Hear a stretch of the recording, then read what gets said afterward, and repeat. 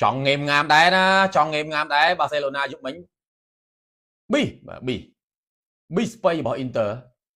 ប៉ុន្តែជាលទ្ធផលផ្លូវការតែម្ដងគឺ3ស្មើបងប្អូន Inter Milan ដាក់បាន2គ្រាប់មុនណាអត់បានទេ Inter បាល់មកមួយទេប៉ុន្តែគុណភាព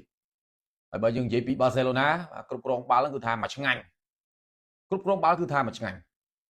តែពិបាកបើទម្លុះរនាំងការពារបើក៏ដូចជាការសង្គ្រោះបាល់បានយ៉ាងល្អបាទពីអ្នកចាំទីបាទស៊ូមើអស់តោះណាអញ្ចឹងជុំវិញនេះបាទ3ស្មើបងប្អូនបានដឹងហើយបាទការប្រកួត Champions League នៅក្នុងទឹកដីរបស់ Barcelona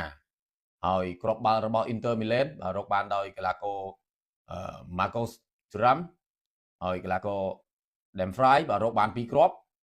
ហើយគ្រាប់បាល់ចុងក្រោយដែល Rafinha ទាត់ហ្នឹងវាឡងប៉ះបកគោទីមកប៉ះជាមួយនឹង Sumer អាហ្នឹងគេឲ្យបាល់ own goal បាទទៅSumer ទេ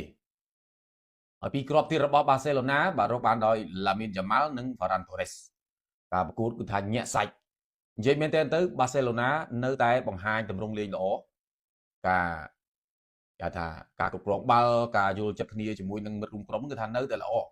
នៅតែធ្វើបាល់ល្អប៉ុន្តែគ្រាន់តែថាប្រព័ន្ធការពារក៏ដូចជាការសង្គ្រោះបាល់របស់ Inter Milan ហ្នឹងបាទក៏ដូចជាអ្នកចាំទីបាទ Sumer ហ្នឹងក៏សំណំដែរបាទក៏ល្អដែរអញ្ចឹងយើងមានតែចាំមើលទៀតបាទដំណើរផ្លូវទៅកាន់វគ្គផ្ដាច់ព្រាត់យើងរកមិនទាន់ឃើញទេបាទតតែការប្រកួតជើងទី2បាទត្រូវបានបញ្ចប់នោះយើងនឹងដឹងថាតើក្រុមណានឹងត្រូវឡើងទៅជួបគ្នានៅវគ្គផ្ដាច់ព្រាត់នៃពានរង្វាន់ UEFA Champions League យើងចាំតាមដានបន្តទៀត